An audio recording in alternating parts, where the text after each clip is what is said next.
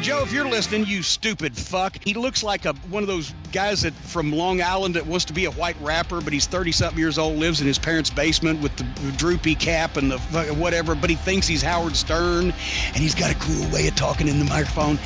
And he's a shock jock or whatever, and somehow or another he accumulates followers on Twitter. It's fucking pathetic. So please, nobody listen to anything involving a guy named Joe Cronin, because it's just so fucking sad.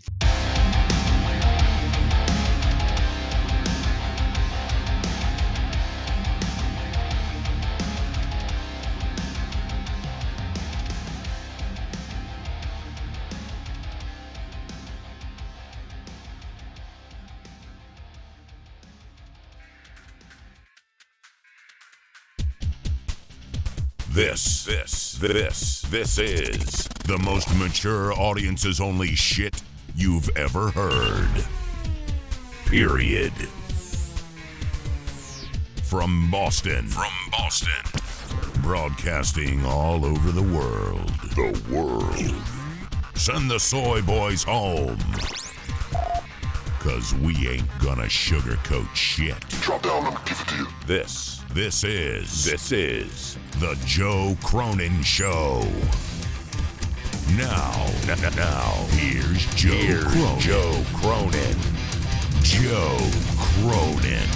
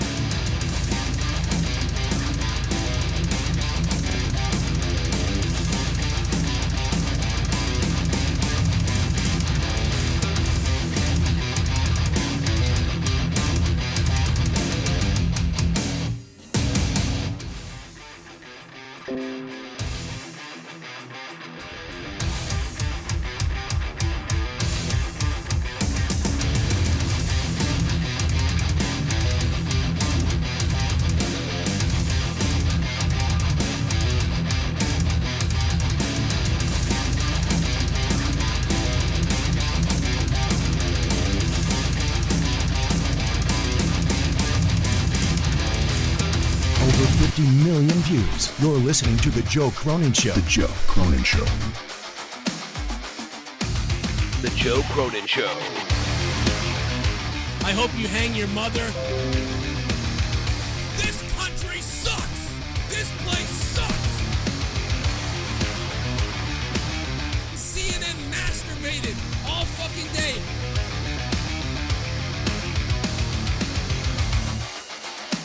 Dude, I will eat your fucking asshole out and then spit it into your mouth, baby bird style.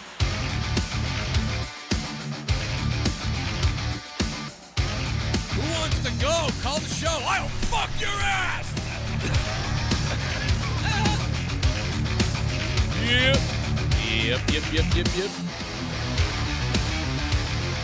How about that? I wanna kill myself!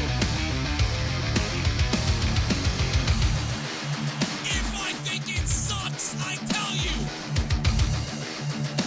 The Joe Cronin Show. You fucking mark!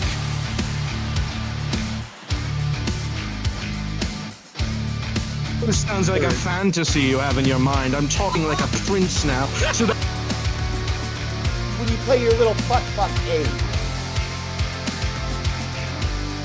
You fucking mark! Shout out to all you marks out there. How's everybody doing, man? AEW kind of floated under the rails tonight, or whatever you want to say. I don't know. It skidded by somehow tonight. Again, man, they've been doing this a lot, quite honestly, which has been a little bit concerning for me. I want to see some more pop in my wrestling. I'm trying to think of what the best part about the night tonight is. And one of the best things about the night tonight I believe, and I strongly believe this, has got to be Max Caster's rap. This guy dropped a rap. I mean, bro, the failed drone strike on the Kremlin just happened. It, just happened. And this guy already had it in the rap and ready to go. You know what I mean? And did you see the drone strike on the Kremlin, bro? This is the most pathetic drone strike you've ever seen in your life, dude. If this was a real attempt at anything, it can't be. It's got to be like a prank. By the way, if this is a prank, how did somebody even get a drone above the Kremlin? It's the same reason why, how did 9/11 even happen without them shooting the planes down before they ever got to the Pentagon? Do you know what I mean? Bro, this drone strike didn't even take out the fucking flag.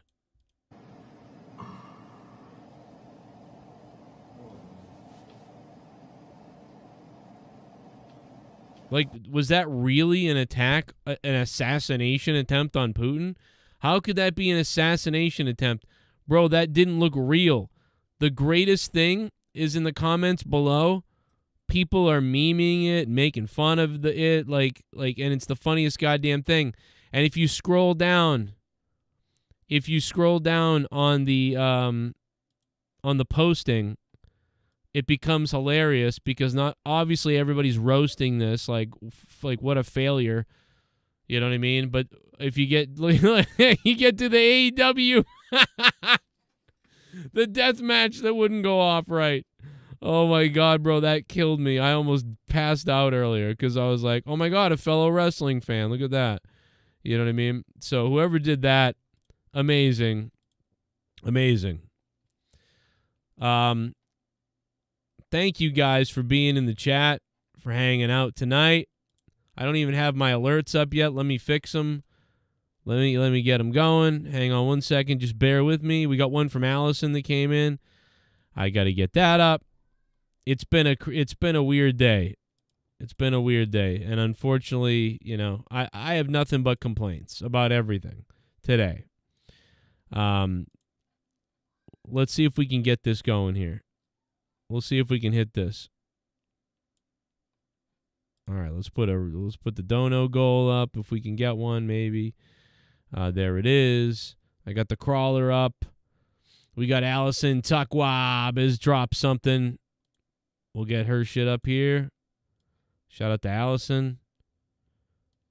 Got Max Caster showing his privates. We're going to play that rap. We're going to grade that rap in a minute. He did lose the beat at one point, I think. He doesn't do it often. He usually kind of nails it. He almost always is on the beat and ready to go.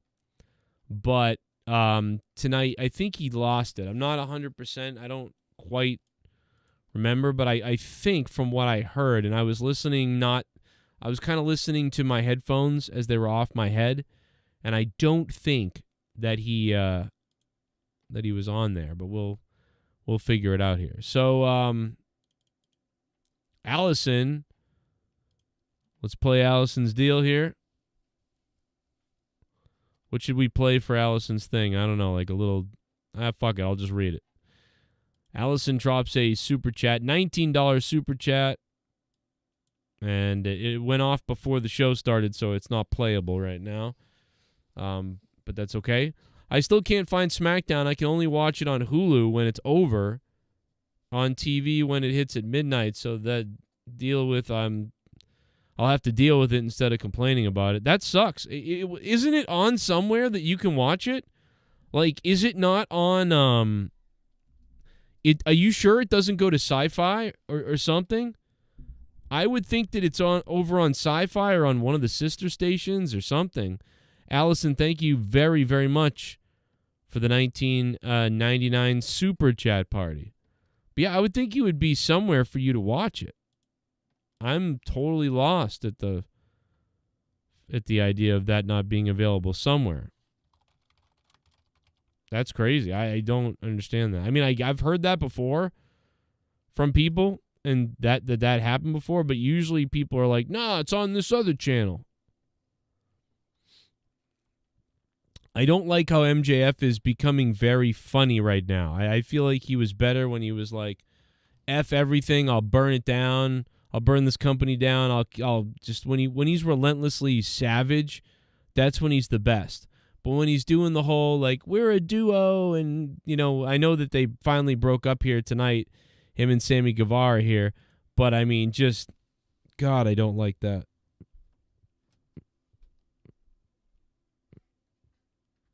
Oh, Rando Craig says it's on FS1. So you should be watching FS1.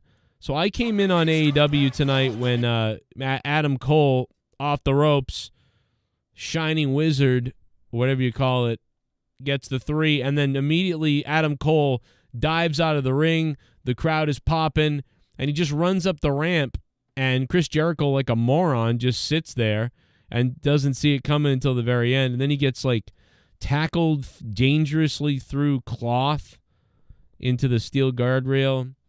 It was kind of cool, unexpected, a little crazy. And then Darby Allin cut a promo with Jungle Boy, with Renee, and okay. Then the Blackpool Combat Club, cut a promo, and they were like, Bret Hart sucks. We're better than Bret the Hitman Hart, which was weird. I don't know what that was about, but then basically the best thing so far in the show happened. And that was that Paige, goodness God, she came out, and I didn't think that I needed to, empty myself tonight. But quite honestly, bro, I'm going to have to empty myself tonight. When I'm done with this review tonight, I'm going to be emptying myself. And I think you know what I mean. And I told you, man, I'm not somebody that gets all hopped up on, oh, my God, the girls. Oh, my God, that woman. Oh, my God, she's hot. Oh, my God. I don't really care usually. You know what I mean? But, man, I don't know. Maybe I'm in some kind of mood or something. But Soraya came out, and it was like, I don't know, dude. I don't understand why, but this really, I think it's maybe it's like the curls in her hair and the makeup or something.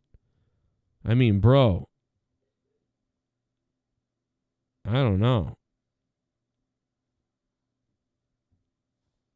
I don't know, man. I feel like a savage right now or something. I don't know why. I just, like, that is adorable, whatever she's got on there. Like, how do I get my wife in that? Like, it's weird. I don't know what's going on with me, man. I don't know, like, I'm becoming like a female. Like, 40s, it's kicking in even more. I don't know what's going on, bro. Yeah, she came out, and I was like, whoa. And I couldn't stop thinking about it the whole time, the whole match and everything. Even when Tubby McGee came out afterwards. You know what I mean? I was like, oh, yeah. And you put that loser sign up. Oh, my God, yeah. Good Lord, yes. Even that orange pimple in the background. I thought about it like, yeah. Well, I'd do that. I'd go for that. Allison Tuckwab, thank you for the $19.99. Dropping the largest donation of the stream, Allison. It's good. Allison is alive, everybody. People were concerned about you, Allison, the other day. They were like, man, we're concerned. You know what I mean? And but no, she's here, man. She's alive. The neighbors didn't abduct her. That's the top dono. So good to have you here, Allison. What's up? So we're going to hear that rap. I got to hear that rap again because it was good. It was a good rap. It was really good, but the fact that he was, like I said, got that drone strike joke in there already, I mean, that was that was top notch, man. Like I said, he was a little bit off the beat, I think, at some point. The women actually had a pretty good segment here. Pretty decent match, I thought. Fun little segment, little trickery with, I never believed What's-Her-Face was going heel. I was like, oh, this is a setup. So right from the beginning, it was like I knew what was going on, but it was just a good, it was a pretty good segment for the women. They have been having terrible segments, but this one was pretty good. So good for them. And now let's grade it. Let's grade it, folks. Here it comes. Listen.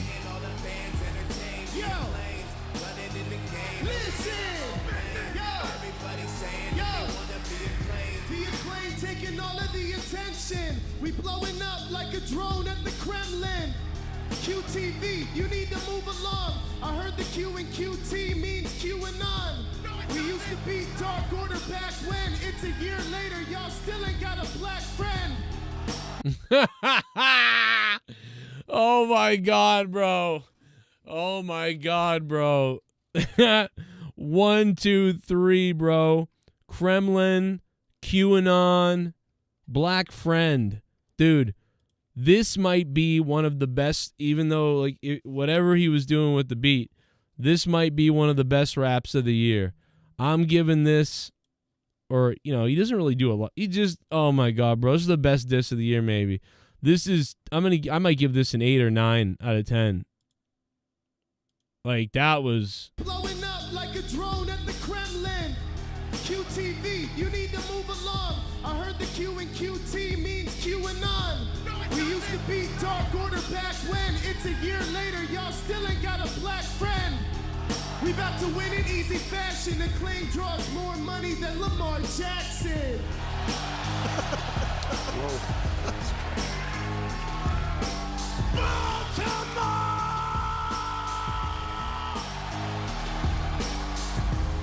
Now, he doesn't get to say scissor me daddy, though. That's the problem there. That's the problem. What a fire one, bro.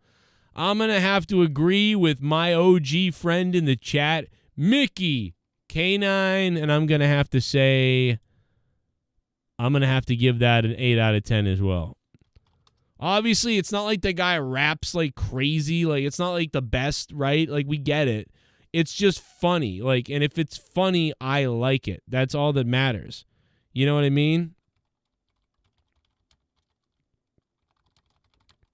You know what I mean? It's not like I'm looking for the greatest thing ever. I just want something that's, like, funny. You know? Oh. The acclaimed, top of the chain, so I bet you know the name. Getting all the fans entertained. The acclaimed, running in the game, and we in our own lane. Everybody saying that they wanna be acclaimed. It come the acclaimed. If someone in here got raped, they're to blame. They're always creeping around doing sesame. I like to fucking hide you and hang you from a tree. What the fuck is wrong with the both of you? A straight guy and a gay guy doing lesbian do. What the fuck is up with that? You're fucking weird. You're whack. You'll have... I mean, like, it's like that. It's just like, oh, I just say things. It's not like he's like, like, he's not like doing anything crazy. You know what I mean? He's like, he's just saying stuff. It's like, that's not the point, that he's like flipping out and like doing some crazy like rap god thing or whatever the fuck, you know. He's just saying little rhymes like, you know, I hope your mom gets drone strike, your aunt is a dumb, I don't even think I can say that anymore on here, but you know what I mean? Like, it's like he's just saying little goofy quips. He's not like, let me tell you, like, it's like he's not, it's just funny. It's just little funny things. Like, I heard someone the other day, they were like, well, this guy isn't really that good at rapping or whatever. I was like, yeah, but he's good at entertaining. That's all it is. It's just entertaining. It's not like he's like, you know, fucking Tupac. You know, it's just entertaining. It's just fun to listen to someone say some kind of gotcha rhyme or, you know, to pop the crowd. It's just fun.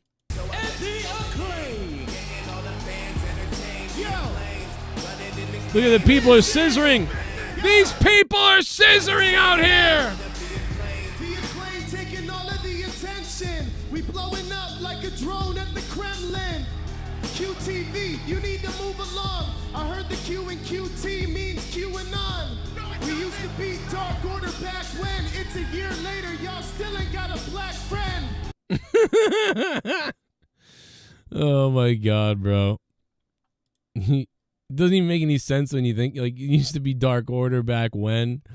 It's been over a year. You still ain't got a black friend. Like, bro, come on. It's just stupid shit that makes me laugh, dude. You know what I mean? Like, it's stupid shit. That's all. It is corny, but, I don't know. But if they do anything else crazier than that, it's like they're going to be fucking kicked off. Remember last time when he said whatever the hell, he get in trouble. You know what I mean? You thought they were shopping? Who do you think they were shopping, Derek? I missed out on what you're talking about. Who do you think they were shopping? You want to shop? You want to go shopping, brother? I'm not really in a rapping mood myself. I can tell by the way I couldn't think of anything to say. I'm normally really snappy, and I can come up with some things. But not right now, dude. I got beaten up today by, like, Mother Nature, I feel like. You know? Mother Nature beat my ass today. Get my ass kicked right now. What did I put out? I put out some tweets today. The Acclaim come out. It's a big battle royal we're about to experience. A nice big battle royal. But besides the Kremlin being attacked, there were some other things that I did tweet out today. For instance, Mankind is sick of of Noelle Foley, his daughter. He's sick of being on Twitter and having her pictures sent to him from her OnlyFans. Fans are actually going to Noelle Foley's OnlyFans and then leaking the photos to her father. And it's turned Mick Foley back into Mankind again. I don't know if you've seen this, but I mean, it's pretty disturbing. And if you know what I mean. I mean, here you go. If you just were looking for what I'm talking about, here it is. To relieve that. Here you go. It's very, very cryptic. I used to like butterflies. I used to like the world. But that was before I saw my daughter had an OnlyFans. And now my life is hell. I'm gonna punish all the internet wrestling marks. I'm gonna find out where they live. And I'm gonna torture them. Like they tortured me! You see, I'll be casually scrolling through Twitter. I'm having a nice day. I'm minding my own business. And then all of a sudden, there she is. My daughter in a swimsuit! I used to like butterflies. Wow. All right, well, I mean, I used to like the world. I used to like butterflies. I mean, you can see why, Mankind is upset. You know what I mean? You can totally see it. I get it. And speaking of classic WWF and WWE promos, I did this one earlier too. Well, see, I'm not afraid of The Undertaker because I don't believe he's really dead. I think it's all an act, and I think he's very beatable in the ring. Not only do I think he's beatable in the ring, but I think if I wanted to, I could kill The Undertaker. Oh. And that's the fact of the matter, because I'm the best there is, the best there was, and the best there ever will be. Well, there you have it. A minute ago, The Undertaker stopped by to rebut those words from Bret the Hitman Hart when he stood by with Mean Gene Okerlund. Let's go to ringside. All right, Undertaker, we heard the words from the Hitman Hart. He basically said he would murder you. What's going to happen at SummerSlam 1996? Bret the Hitman Hart and The Undertaker. Bret the Hitman Hart has signed his own death warrant. Every single word that came out of the Hitman's mouth was a lie. But mark this word down, Bret the Hitman Hart, because at the SummerSlam 1996, in the center of the ring, in front of all those people, not only will you not beat The Undertaker, not only will you not kill The Undertaker, but you will be tombstoned in the center of the ring, and you will rest in peace. My God, there you have it from The Undertaker, ladies and gentlemen. Monday Night Raw continues this Sunday night. What's it going to be like? Bret the Hitman Hart and The Undertaker in the middle of this very ring. It's all on the line, folks. We'll be back with more Monday Night Raw after this. I mean, listen, I'll produce an audio wrestling show for everybody that can be fairly exciting if you want. You know, I'll do it. And that was on my phone. I don't know what I would do. I was sitting in my kitchen waiting for my food to heat up. It took 3 minutes to microwave this food, you know what I mean? And I just picked up my phone and was doing that.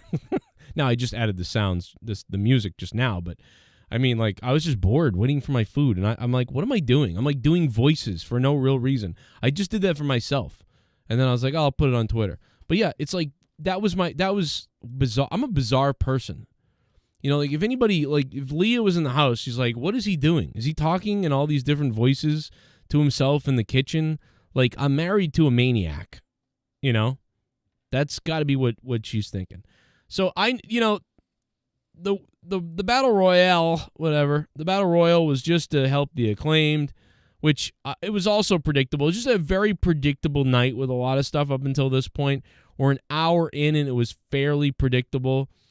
But the best thing so far at this point was the Acclaim's rap. The Acclaimed did a 8 out of 10 rap that I was entertained by. So I did enjoy that.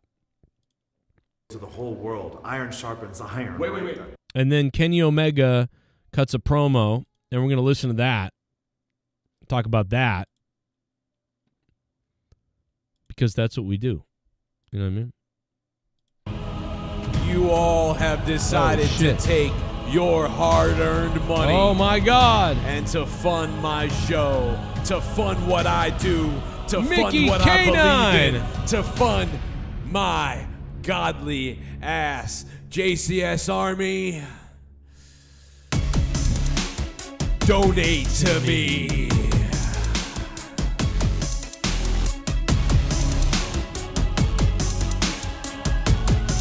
Acknowledge me.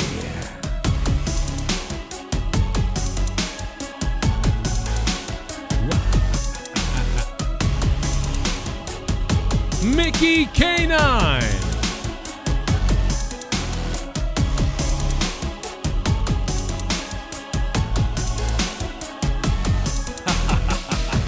I know it's an AEW review tonight. Are you hyped for Diablo 4? I just pre-ordered it. Mickey. Here is a dirty 30. Dude, thank you. Mickey, thank you so much, dude, for dropping $30. That's the first donation besides Allison's. A regular donation of the night, man. Thank you so much, bro. That was very nice of you, and man, thank you so much, dude. Like I was wondering, I was like, we might actually not get a dono tonight. Thank you, bro. I really appreciate that you broke the ice. I know that Allison donated earlier, but it just didn't play because it was a super chat from before we started, and it doesn't count on the goal list for whatever reason. So, Mickey, thank you so much, man, for helping out there. That was really nice of you. And yes, Diablo 4, I am hyped up a bit for Diablo 4, but I'm also sad, man. You probably weren't watching my other streams where I talked about it. I do want to thank SITH NEGAN for getting me Diablo 4, and a few of you guys who have mentioned it, like, oh yeah, make sure you get it. So I do have it on PC and on Xbox. Shout out to SITH NEGAN. Yeah. So that's really cool, man. I am a little bit excited. I gotta be honest, man. And you guys know me. I'm a young at heart person, right? Like tonight, I played PUBG for the first time in a long time. I uploaded the video to Evil Spectrum 3. You guys might have seen it tonight. I played PUBG for the first time in a long time, and I felt such nostalgia and love for it. I loved PUBG. I loved playing that game so much, man. I said it at the time that I knew. I said, this is one of those games that I'm never going to forget these times because they're so much fun, and they really were, and they are.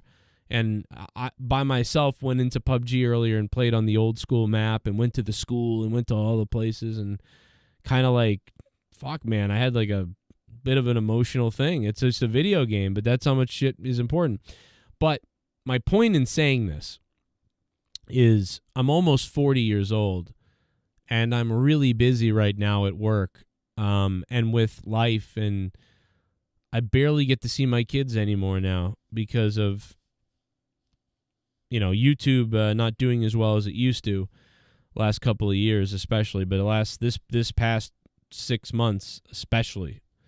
So I don't, even right now, dude, my kids are still awake, who should be in bed, but they've been asking me to play with them, and I played something earlier with the two of them, but it's like I'd like to do more things with everybody, but I'm at work, and then I come home, and then I work, and then I get up early and I work. So I don't know. I'm not that excited about Diablo 4 because I just, when am I going to play it? I don't feel great about it. So that's why a lot of people have been asking me, and I've just been saying it every time. So I'm not going to go any further than this, just to say that, yeah, I'm excited about it. And it's cool when it comes out. It's going to be fun, I guess, but it's not going to be something I can play a ton. So it's kind of like, and that's what most people are like. We're all so busy that, it's like, how are you going to have a lot of time to play this fucking game? You know what I mean? That's what happens when you get older. But I guess it's what happens when you get really older and then when you have 3 jobs. But, and I think it's an adjustment period when you get spoiled, right? Because I was spoiled. I was used to, for 5 years, I was used to, hey, my only job is YouTube. You know what I mean? So, when we got done with these shows, then I would play video games all night. It was amazing. I made enough money doing the show and then playing video games that was the work. That was it. Wake up in the morning, do whatever. Clean house, do other things, whatever. So I loved playing Diablo 3. And we were playing the shit out of Diablo 3. All-nighters, days, having a fun time. And I'm still not even playing as much as these fucking other Diablo people. We're getting 5,000 Paragon and everything. But now it's just so I don't know, man, it's bittersweet. It's I have no time. It's not even like back when I used to have a job and I used to do YouTube part-time, which is what I do now. But back in the day, it's I still had a lot of time to play Diablo. I don't have almost any time to play. So yeah, man, that's my thorough take on that. Mickey K9, thank you for the $30. But yeah, I am excited a little bit about Diablo 4. I'm just kind of I think I'm not as excited as Joe Cronin from 2020 and 2019 and 2018 and 17 would have been. That me would have been let's go. But now it's kind of oh, no, I'm not going to play. I'm going to be playing with my kids, or I'm going to be at my other job, or I'm going to be working on YouTube. There's a ton of shit on YouTube I didn't do today that I should have done, that I could have done. I didn't do, and I wasn't able to do it, and I'm fucking pissed off about it. So, yeah, anyway, there you go. Sorry. Nobody wants to go through talking about this again. Mickey K9, thank you, though. And I do look forward to Diablo 4, and we will play together probably at some point, if you're getting it. So cool. So Britt Baker smacks the shit out of Jericho. Oh, let's listen to the Kenny Omega promo. I want to kind of grade that. To the whole world. Let's listen to that. And let's see how much better the Kenny Omega promo is than what would be the cowboy cocksucker promo. You know what I mean? I might play a little PUBG tonight, maybe, if you guys want. I'll play a little bit. I'll play a game or 2 or 3 or something. You guys want that? I'll play some. The Celtics whooping Philly's ass right now. They're for real. They saw what happened to the Bruins, and they're like, all right, let's not do this. Jon Moxley, Kenny Omega. Jon Moxley, Kenny Omega. You told me you're so excited to show me this brand new version of yourself, like something has changed, and that you've got this big grandiose plan to reveal to the whole world. Iron sharpens iron. Wait. He's got a plan, right? He said he's got a plan. You got a plan, John? That's a new one. You know what I love about this? Kenny Omega starts this promo sounding like retarded. And then Don Callis is like, you know what? I'll take over. And the funny thing about it is, this is exactly what it would sound like if they were like, hey, Kenny Omega, do a promo. We don't even know what, but just do a promo. And then Kenny started, and then Don is like, Jesus Christ. And, oh, yeah, you know what? And he just steps in. It's funny because it was written this way for him to step in. But that's what it would sound like if he wasn't, if this would have been like ad-libbed. Don Callis would have said, "Oh my God, Kenny, what are you saying? Let me jump in here." And that's what it comes off as anyway, which I find hilarious. Oh my God. So this part really cracked me up. That he was like, let me take over, Kenny, you fucking idiot. Look at this, John. Every day I get out of bed and I have to look at that as a reminder of what you did to me. Suspected skull fracture, 23 stitches. Every day I think about you. And every day I remember that you might have the heaviest hands. What the hell is a suspected skull fracture? By the way, Kenny Omega's kind of stealing my look a little bit, don't you think? You know what? Kenny Omega looks like when I drop one of my photographs in AI generator and I say Joe Cronin angry, and then it makes me look slightly weird, but like me. That's what Kenny Omega looks like here.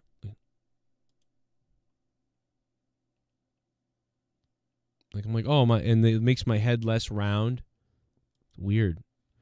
Anyway, continue, Don Callis. Let's listen to this promo because Don's great. Don is great. And listen, here's the other thing. Those glasses are beautiful. What a beautiful Canadian he is. Some of the best stuff ever in wrestling just seems to fall out of Canada. Don Callis has been absolutely amazing in this company, and so I should shut up and let him talk. Professional wrestling, John. But in a battle of wills between those heavy hands and this brain and that talent, you lose every time, but you're blind to it because you are a sick, twisted, narcissistic sociopath. And you're going to find out in Detroit. It's all going to come to an end when you meet the god of pro wrestling. That was a lot of shit he just called him. Like, if that's the case, we need to get Jon Moxley to a shrink now. You know? Like, right now. Get him there. That was a lot of stuff that he just threw at him. God, look at Paige or Soraya. Oh, my God. I'm sick right now. I'm sick in the head. When you meet me between those ropes, John, you know there's no planet in this universe where you can touch me. When you surround that ring with a cage, yeah, we all know you can fight. I know better than anyone. Heck, you might make me bleed. You might make yourself all hot and bothered to make yourself bleed. But at the end of the day, John, everything comes to an end in Detroit. You're not going to be the one left standing. This whole effort between you and the BCC, it's going to be fruitless.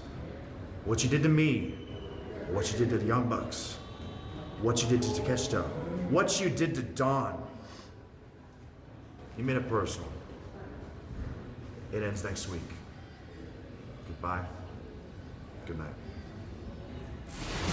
We are just pretty good promo there from the both of them, I guess. Obviously, Don Callis really is the star on the mic. Kenny Omega is pretty good there, I guess, but he's just so... I mean, Don just stands out, obviously. So, we'll see what happens.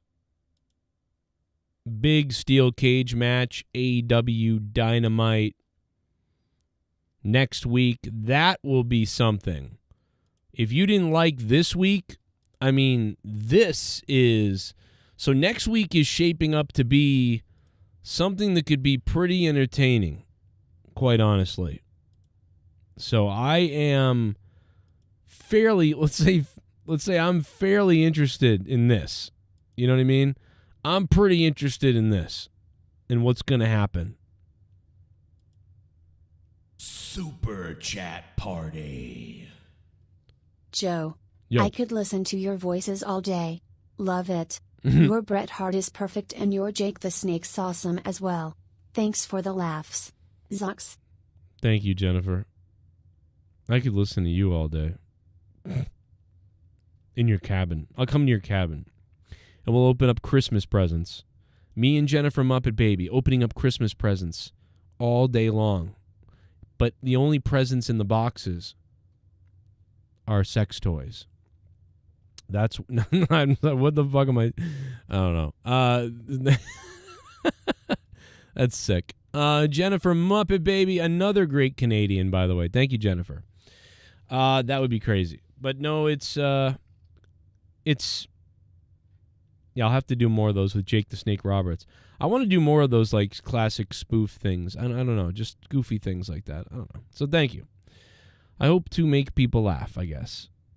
Wardlow had a moment tonight, but I sort of missed most of it. He was like angry, and then like the commentary was like really trying to sell his anger. He beat some jobber guy up. Like he beat the piss out of somebody. I don't even remember who the guy's name was. His name is Dead. And then we found out that's what it was. We found out that Christian is going to be his opponent. It's not going to be Luchasaurus, which, by the way, I would be like good. They tried to make it seem like, oh my God, it's Christian. Oh my God, guys, it's Christian.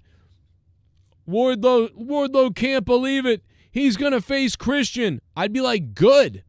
Christian's like a brittle old fuck.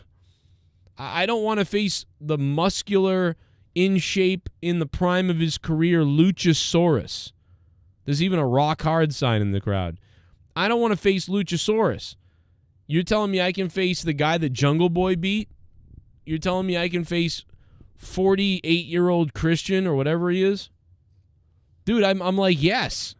Yes. I would love to face Christian instead. The old guy. Like, awesome.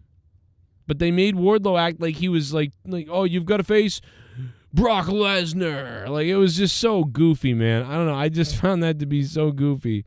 Like, what's the big shock and whatever? And then you get Jeff Jarrett hanging out at the ranch, like, with his good old buddies and whatever the hell.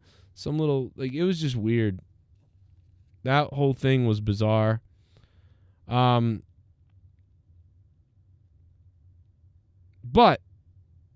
I do, listen, I know that, here's the thing. I know that some people are like, ever since Matt Hardy did his broken gimmick on WWE, people went, okay, like, I'm done. You know what I mean? Like, this isn't that good. This isn't what he did in TNA. I'm done. And then he brought it back again when he arrived in AEW, and people kind of bailed on it at some point there. Although I think the crowd not being there was a big problem. And then he kind of mentioned it a year ago, and then people were like rolling their eyes. And now Matt Hardy is finally officially brought back the broken gimmick. And once again, it's a bit of a miss because why not tell a major story where like he falls or he becomes broken again? I was like, dude, if you're going to make him broken again, make it like a big story that he's gone broken. But instead, I don't think they made it a big story. He's just like, I'm broken again, and it's a deletion. Like, so it's like, what? Why not make that a story? So I guess, okay, whatever. He's just broken again. He's broken Matt Hardy, and there's a deletion. Unless I'm missing something, I don't watch a lot of Rampage. But I'm excited about it because I like nostalgia, okay? All right, I just saw Star Trek Season 3 of Picard. It was full of nostalgia stuff. I cried. I was happy. I loved it, especially if it works. Now, this may not work, but I'm just sort of happy to see something that reminds me of a great time in the year 2016. I absolutely loved that broken time. It was great for about 8 months or 6 months. It was amazing. It was the hottest thing going. And I had a brilliant time with it. And, you know, obviously we had a lot of interaction from Matt Hardy on the show. He was tweeting me all the time and being really cool with all of us and whatever. But I'm excited to see it for the nostalgia. And I hope it's good. I hope that, my hope is that it's the best deletion since the first one or the second one. Because the first two were pretty good, if I remember. First two were great. And then, you know, the WWE one wasn't that great. And then I think there was another one in AEW, wasn't there? And then that was like all right. I think the third one might have been better than the second one. I don't remember. In fact, I should go back and watch all of them again. But it was just fun, man. It wasn't its rewatchability hasn't been the greatest, other than the first one, maybe, and the second one. But I'll just never forget the time. It was fun. I had a great time. That's really all there is to it. I had a great time, and I will. I'll never forget it.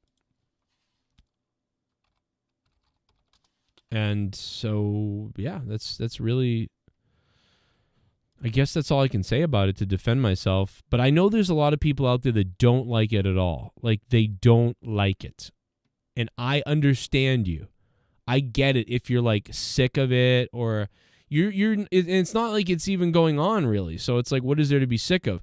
But I get that you're just sick of the idea of it ever coming back. You don't even ever want to see it back. I get it.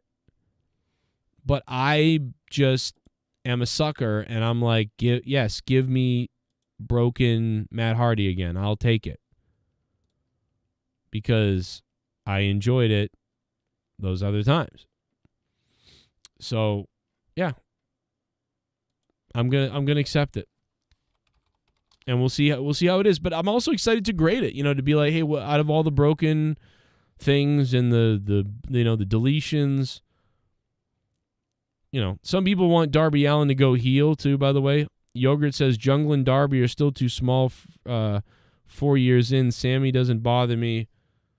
Well, I like Darby because he's just a reckless, crazy guy who, like, shoots himself around like a bullet out of a gun.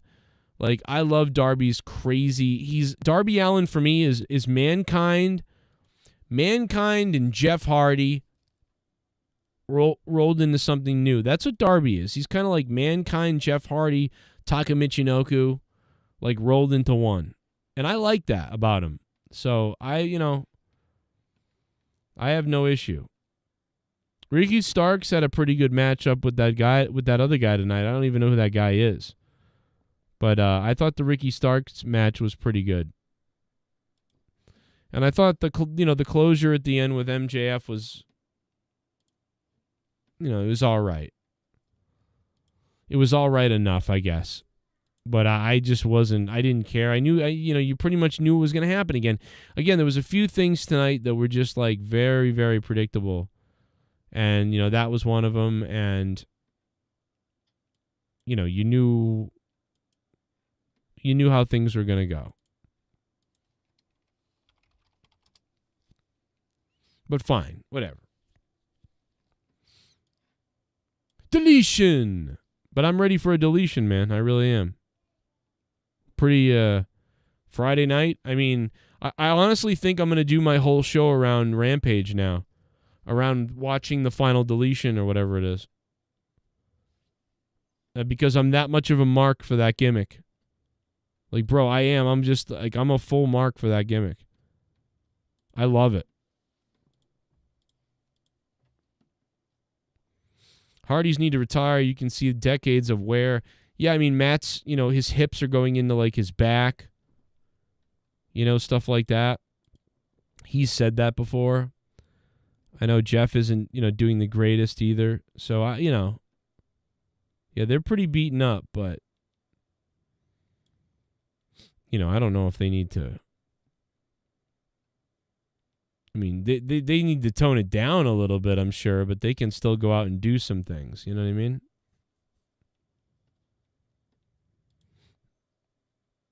Let's see. Let's see if I can. I was hoping to find my videos from the Broken Hardy stuff, but I couldn't find it. I just looked on my in my folder here, and I was hoping to find it, but I guess I don't have it on this particular hard drive. I've got, like me hanging out with Jake and all the backstage stuff and some of the videos that we shot. But yeah, I don't think I have it. I thought I had it with me, but I was hoping to see it. I was hoping to find it. Let me jump on the Discord and see who's potentially hanging around the Discord like a bunch of crazy people. Oh, this doesn't have it. I was hoping this had it. That's too bad. What we got going on here? be nice. Do you guys remember when I would tell the stories about working in Tweeter? When I worked at Tweeter selling TVs and everything, and I told you guys about that from 2007? Remember this clip?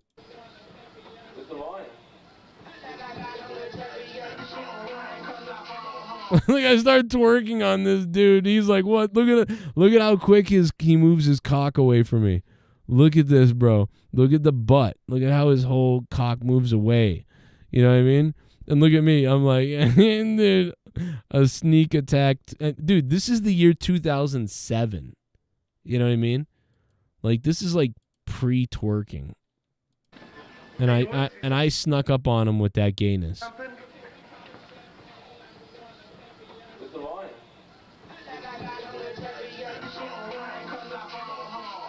Look at that guy. He's like, "Oh, let me get my dick out of here. Oh my god." What the bro? Like, what a mess. How did I sell so many TVs when I was this gay, you know? By the way, I put my balls on that speaker right there, and I like turned it way up. It was like boom, and it waffled me in the nuts, dude. It felt like I got hit in the sack. Like it fucking hit it was like on my testicle. Oh, there's I'm having sex with my dog right there. No, I'm just kidding. Actually, it's me and Melly. Look at Melly. Oh, she's on top right here. She's on top. This was a long time ago when we first moved back into my mother's house. I was upstairs playing with the dog, and the dog, I'm playing with her on the floor, and I throw a ball up in the air, and the dog waffles the ball, and it goes flying into the window. I'll find the spot maybe where I have it. There's me jerking her off right there. There's me fucking her, and it's amazing. But yeah, it was an okay show. I would probably say, I'm trying to think of what I'm at for this. Probably like a 6.5 out of 10 tonight. Maybe a 6 out of 10. I think there was a lot of predictable stuff. You know? Joe would be a fun coworker. Yeah, Joe Bishop. I do think that's probably true. I was a fun manager. Like when I was a manager, I don't know. I've always been funny even when I'm a manager. You know, I want people to, within reason, but like, let's have some fun. Ooh, look at Leah. Preggers. Gavin's in there. Can you believe Gavin's in there? Gavin's 2 months away in there. Look at that. Unbelievable. I need a puppy, says Joe Bishop. You need a puppy? Bring a puppy to me. I'll take another one. I'll take 2 puppies. I'll take Deborah's puppies. Imagine Deborah's puppies. Oh my God. Open the cord. Yeah, I'm trying to open Discord right now. I'm like delaying as I try to figure out what's going on with it. Do you know something funny about my Discord?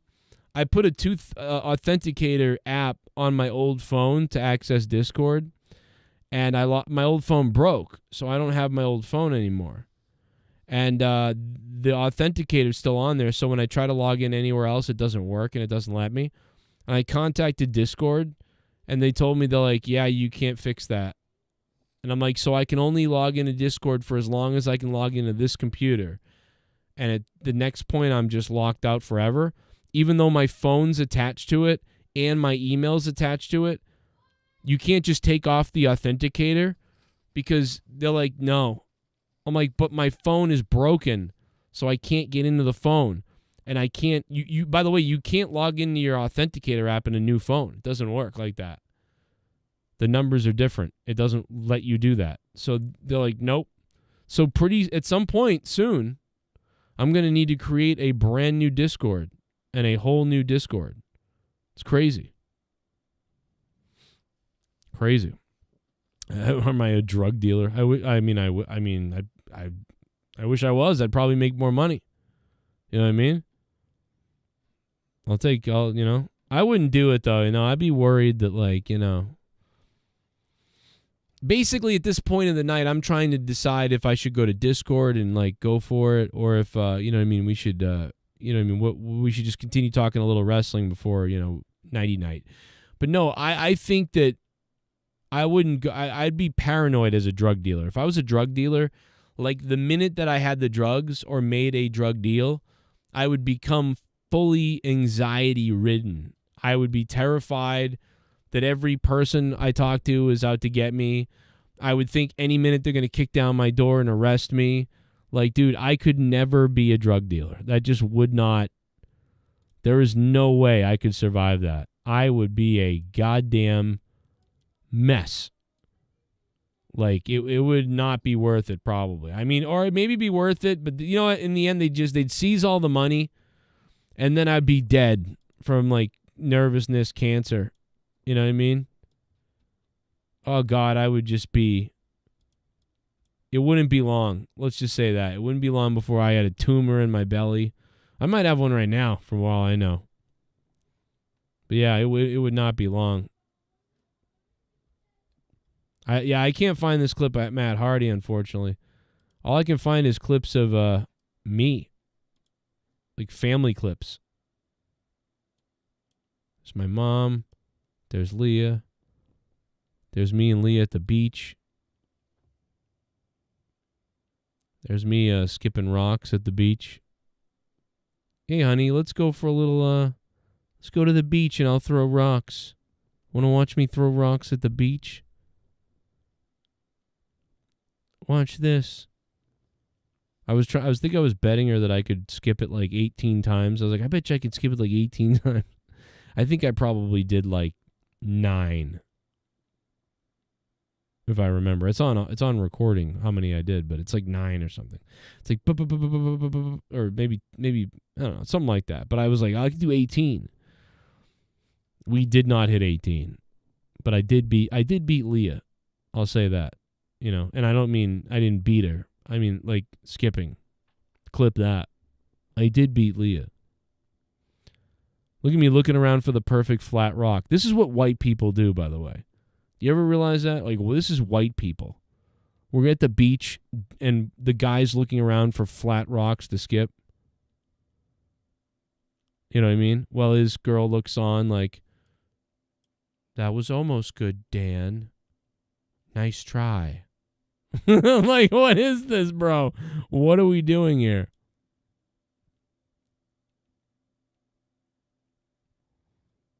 I don't know, man. But this was, that's the first year of love. Skipping rocks. And look, if we just jumped on a boat and then headed out that way right there, then we'd be on our way to all our friends in the UK.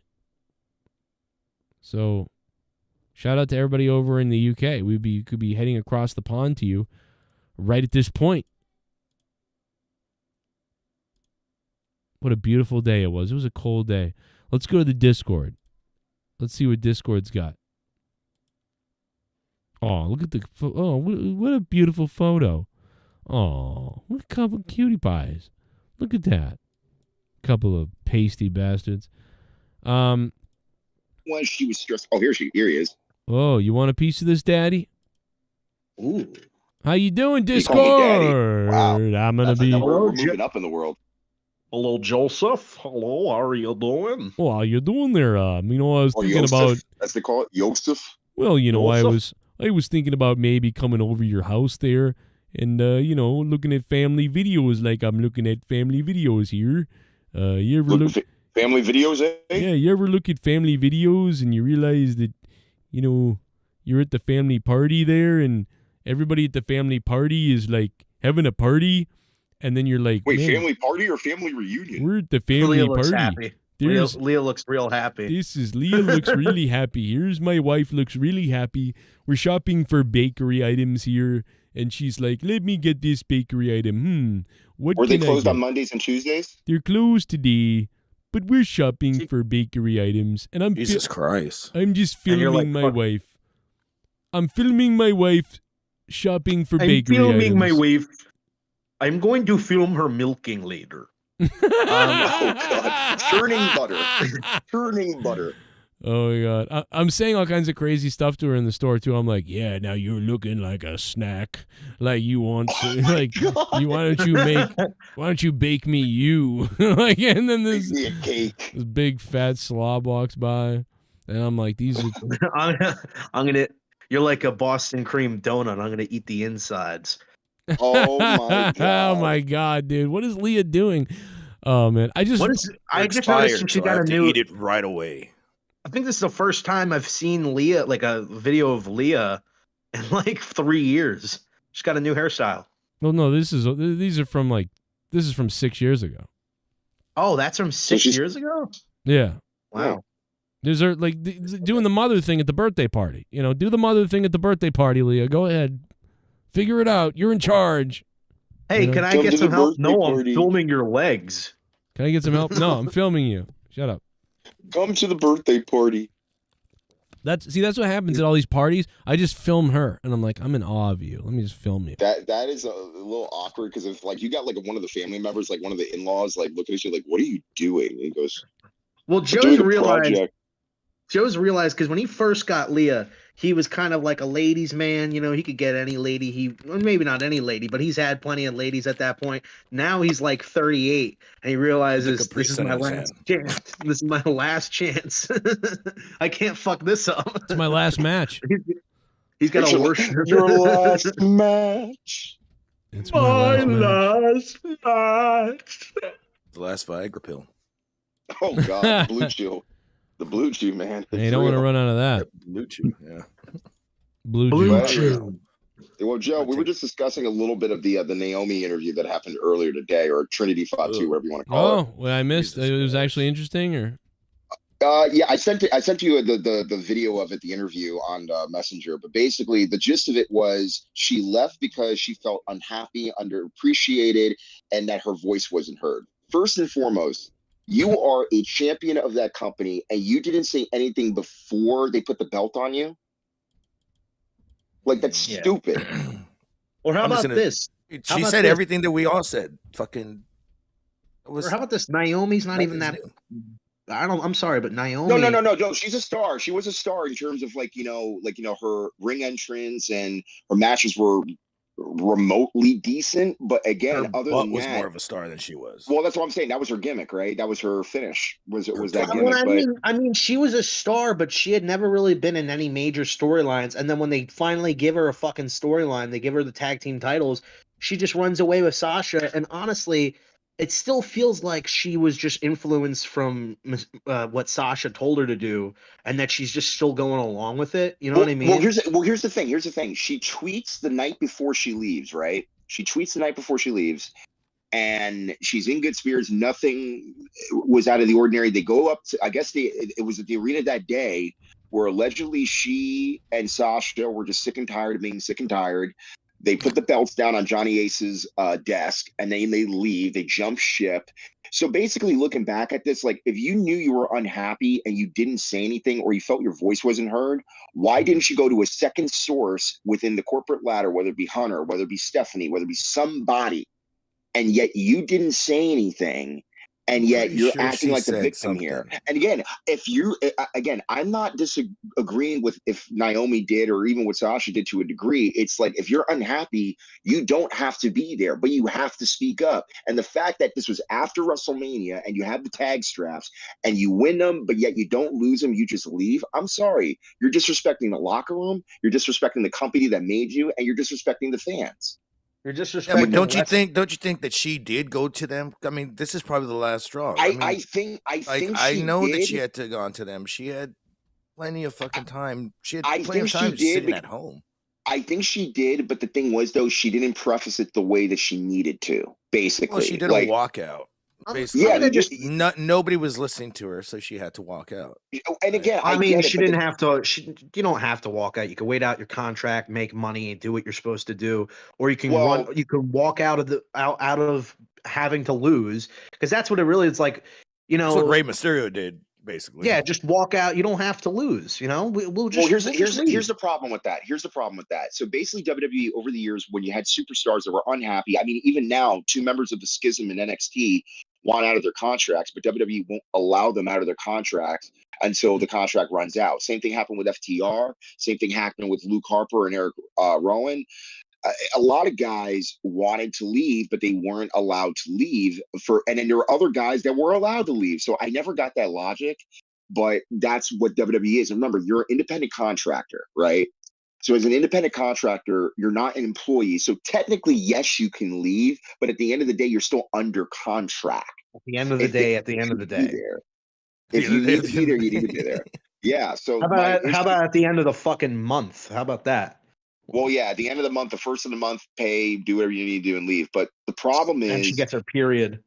Naomi and Sasha, for that matter, or Trinity and Mercedes Moné, they were unhappy. They decided to go off and do their modeling thing and get their head clear. Right? Go ahead, go do that. My issue is, you should have dropped the belts to somebody, and if that's the case, and your contract is up, or if you need to be terminated, or whatever the circumstances are, why is it? wait out your let me contract. ask you something. Why are we making a big deal out of she should have dropped the belt? Why is that a big deal? Well, here's the thing, Joe. Let's say you're running a company. No, Doesn't I matter how big or understand. how small No. I understand what you're saying as far as how you should handle things, maybe. But who's really making that a big deal? What does it have to do with other than yeah, before you got the belts, maybe you should have said this. Maybe she You didn't should have feel said that. something. Exactly what I Maybe, said. but You maybe should she have said didn't. something. Yeah, but why is that a big? I don't But in the end, it didn't matter. Well, I can see what Rostafa's saying, where it's like, if you knew that they were going to put the belts on you and you were planning on leaving, literally the day after. Was she planning on leaving the day after? Yeah, I don't know. I mean, who? But I mean, who planned? Who just? So she didn't plan on it. So wait a minute. She didn't plan on it. They ended up putting the belts on her, but by then she'd already felt like, I don't want to be here. But they already put the belts on her, and maybe she did. How do we know she didn't say I don't think you should put the belts on us right now. I don't. Well, the day of the show where they left, basically, I guess they were told whatever the creative was for that night. Apparently, they didn't agree with it, or maybe they wanted to do something and it got rejected. Yeah, but we're just making stuff up. We don't really know what happened, right? I mean, well, again, I'm going with only the assumptions. I know the facts in terms of they left. As far as listen, if it's assumptions, I don't care. I don't care what I care about is, did she make the wrong? Because she worked for that company for so long. You know what I mean? 13 years. So at this point, it's hard to care. But think about all the people that have cracked working there after 5 years. You know what I mean? 6, 7 years. Well, no, Punk worked there for 10-something years. No, but he still cracked over because he wasn't getting. Yeah, but I said, 5 or 6 or 7 years, people crack. So, but yeah, Punk, everybody, because it's nuts. Yeah, and you get bored. You know what I mean? So it's like, at what point does wrestling? At what point does making millions of dollars and then it's just I'm bored?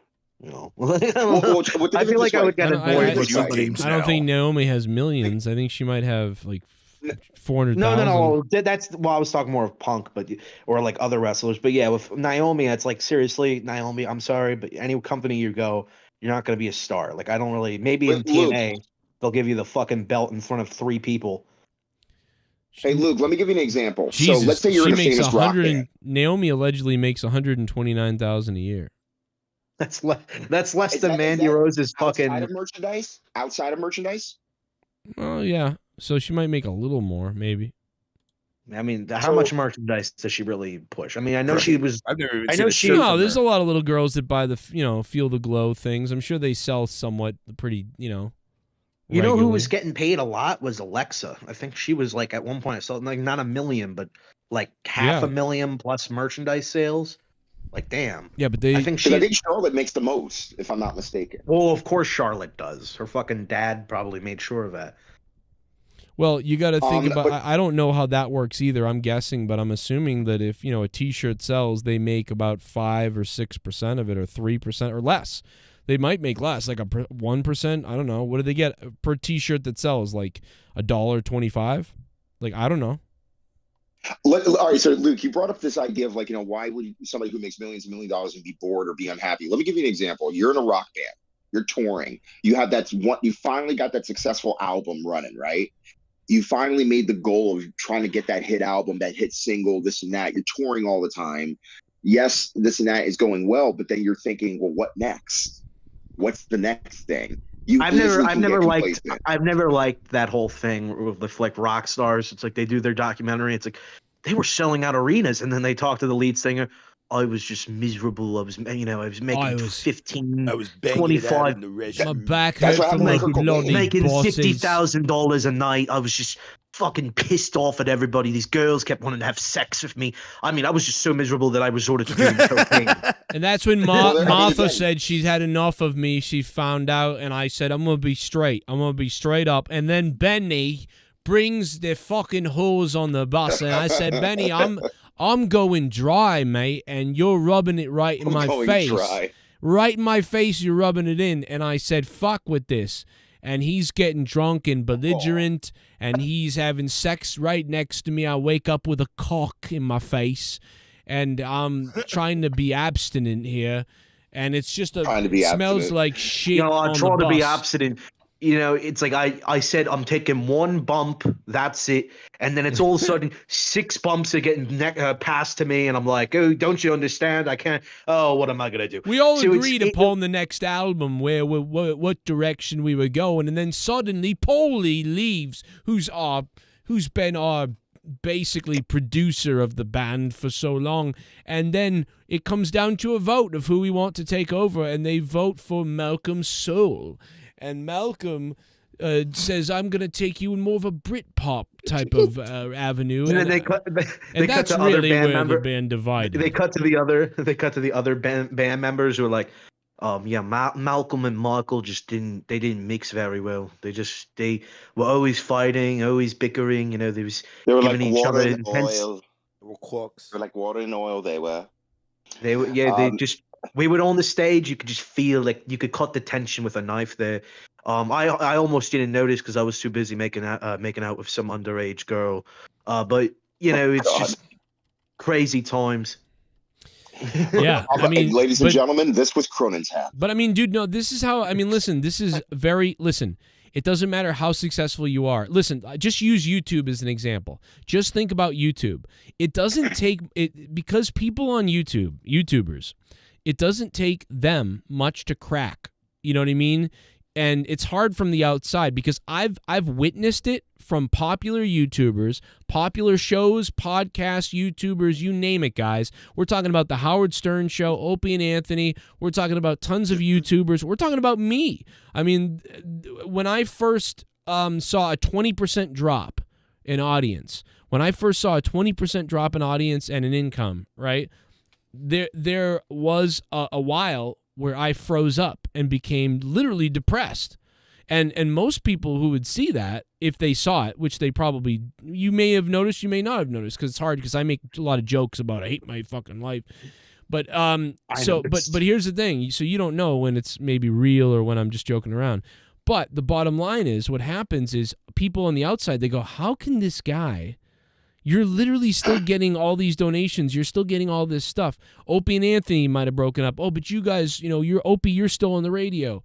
And you're still in, but bands and people, they just break up. Things go wrong, even when you're in a good position, even when you're rich, because you can't fix what's wrong in here until you fix what's wrong in here. You can't fix it with money or success. Job, dude. It's literally an inside. Love is an inside job. If you don't love yourself enough and this and that, and you don't recognize the signs, that you're going to end up in crap. Yes, that's all it is. But I will say this: if I was rich, I'm on a roll here. But like, if I was, so it's like, let's say if I made $200,000 a year, like that would change me. I would end up being more pleasant. I would end up feeling much better. And on top of that, I would go to therapy because I would have so much time. I'd be like, you know what? I've got all this time. I'll go to therapy. And I would probably fix myself but at this point, I'm not going to be able to fix myself right now. But so we're talking about Naomi. 13 years. Go back to that if you want, or whatever you were going to say. Well, Naomi, listen. The fact that we're talking about Naomi leaving like it's fucking, like CM Punk or Bret Hart. No, we're not. Dude, not even in the same league. I'm not. I know. But I feel like the fact that I still am, I've been hearing about this forever. Mm-hmm. And it's like, dude, the only reason why Naomi's even getting talked about is because she was with Sasha. It feels like this whole thing was just Naomi going along with what Sasha told her to do, because Sasha had done it like 3 times before officially leaving with Naomi. Right. So like, I don't know. I feel like Naomi probably didn't really mind too much or whatever. And then Sasha got into her head and was like, don't you hate the way they've treated you and blah, blah, blah. When it's like, really, Naomi, you should be happy that you're getting a fucking storyline finally after not really Let being alone a utilized paycheck. that much. Let alone a paycheck from that company Because you're not stalking you. Yeah, because you're not going to, let me just tell you, you're not going to be getting that, like the better fucking superstar treatment that you want in TNA. That not in AEW, not in fucking New Japan. Because and it's not that you're bad. It's just you're not that recognizable. And Sasha was a bigger star. That's the other thing too. Sasha was a bigger star and still is a bigger star than Trinity.